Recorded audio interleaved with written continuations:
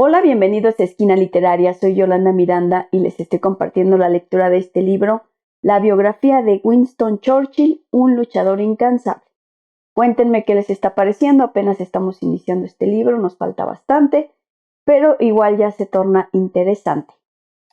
Estamos leyendo el capítulo número 2 que se llama Un holgazán brillante y vamos a continuar.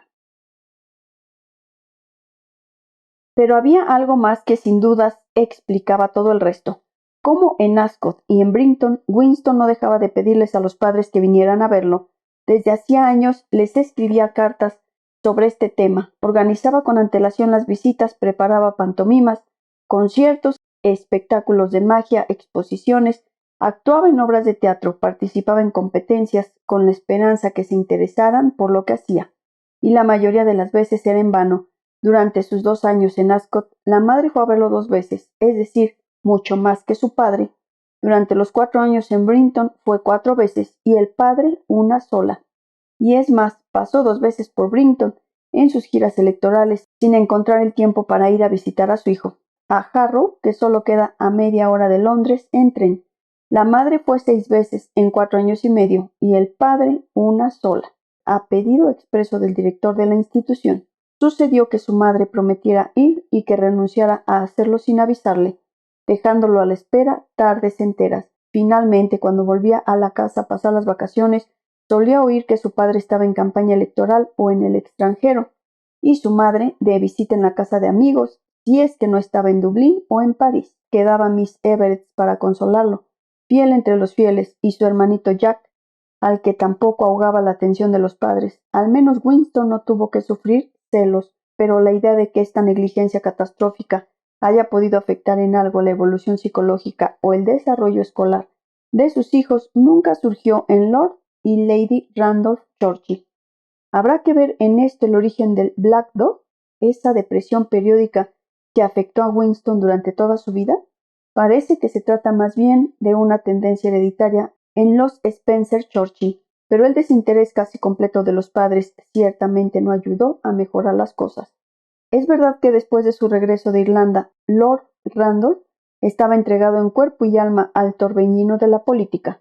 Paradójicamente, la derrota electoral de los conservadores y el regreso al poder de Gladstone en 1880 lo pusieron en un primer plano de la escena política.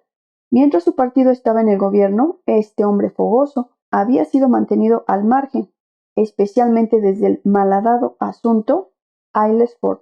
Pero una vez que el Partido Conservador perdió el poder y Disraeli se retiró de la Cámara de los Lores, Randolph, espiritual, cultivado y dotado de una memoria excepcional, ocupó las bancas de la oposición con un talento innegable.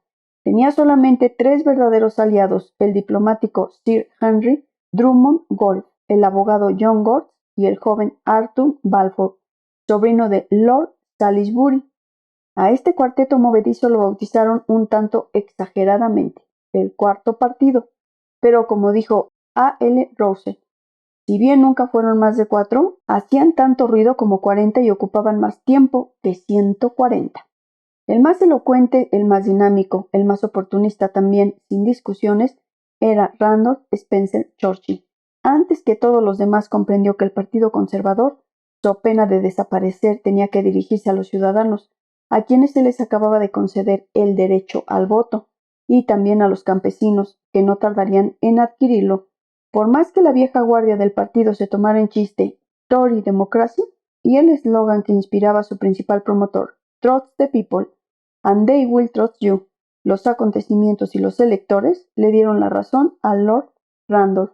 Sus brillantes y sarcásticas arengas en el Parlamento, sus triunfantes giras electorales, relanzadas por la Liga de la Prímula que promovían su madre y su esposa, sus repetidos llamamientos al cambio y a la democratización, sus ataques feroces a la política económica, social, exterior e irlandesa de los liberales y contra la vieja guardia de su propio partido, lo convirtieron a partir de 1884 en uno de los políticos más populares del reino.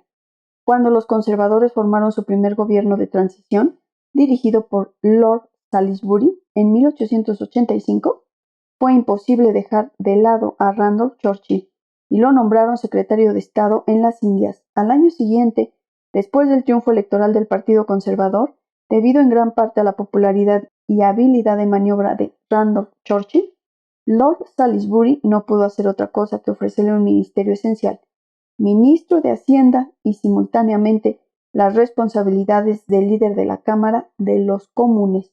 Con solo 36 años se encontraba en el apogeo de su carrera. En Brinton, un niño de 12 años estaba feliz de alegría. Desde hacía meses hacía campaña por los conservadores, impulsando a sus condiscípulos a unirse a la Liga de la Prímula y exhortando a todos los adultos, desde los profesores hasta el maestro de natación, a votar a favor del hombre con el bigote enrulado, su padre, al que admiraba tanto como conocía poco. Pero lamentablemente, cuanto más alto se llega, más abismal es la caída.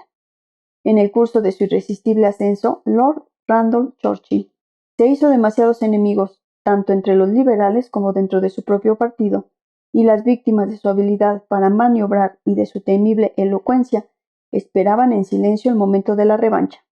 Por otra parte, el peor enemigo de Lord Randolph era el mismo, rígido, tajante, vengativo, impulsivo, temerario, cada tanto exaltado o depresivo. También sufría de una excesiva confianza en sí mismo y una tendencia cierta a creerse indispensable. Finalmente había algo más, mucho más grave todavía. Su sífilis progresaba y las manifestaciones de la enfermedad se volvían cada vez más difíciles de ignorar. En 1881 sufrió el primer ataque de parálisis, que le dejó pocas huellas físicas, pero que indudablemente afectó un estado mental ya debilitado por una tensión nerviosa extrema y un consumo de alcohol manifiestamente excesivo. En cierta medida, estas circunstancias permitieron explicar lo inexplicable. El 20 de diciembre de 1886, Lord Randolph Churchill, excelente líder de la Cámara de los Comunes, honorable ministro de Hacienda, a quien la reina Victoria acababa de decirle que era un verdadero hombre de Estado, le envió a Lord Salisbury una carta de renuncia. Su intención era forzar al primer ministro, que acababa de rechazar su programa de reducción de impuestos y de gastos militares. Pero todo ocurrió con tal rapidez, sin la menor concertación con los colegas del gabinete o sus amigos políticos, que el audaz golpe de dados dio resultado.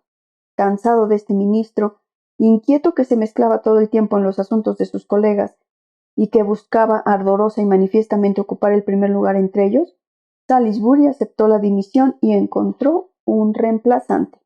De nuevo como simple diputado, abandonado por la mayoría de sus amistades políticas, Randolph vio cómo de un solo golpe se deshacía su carrera política.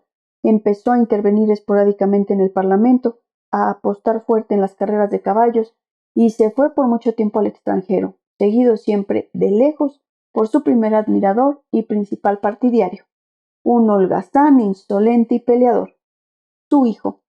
No había visto mucho al padre cuando era famoso. Ahora que Randolph tuvo que abandonar el primer plano, no iba a verlo más.